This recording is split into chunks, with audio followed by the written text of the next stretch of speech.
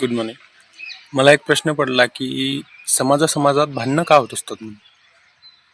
वेगवेगळ्या समाजातले समजू शकतो आपण की वेगवेगळ्या समाजाचे असले ते तर रीतच चालत आहे, त्याचा काही प्रश्नच नाही किंवा ते कधी कोणी मिटवू शकणार नाही. पण एकाच समाजाच्या दोन व्यक्तीमध्ये का भांडणं होतात म्हणून. तर गैरसमज एक वेगळी गोष्ट असू शकतो की जसं आपल्या घरच्यांसोबत आपला गैरसमज झाला की ते नॉर्मली आहे, शेवटी एकाच्या एकच होतो आपण. पण आपल्या स्वतःच्या समाजातल्याच एक दोन व्यक्तीमध्ये भांडण होण्याची कारणं नाही समजत मला.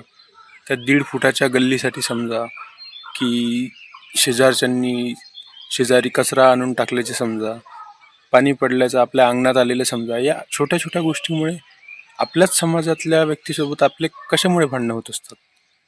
मग जर भांडणं होत आहे तर मग बाहेर जाऊन आपण कशाला सांगतो की समाज असा आणि समाज तसा म्हणून.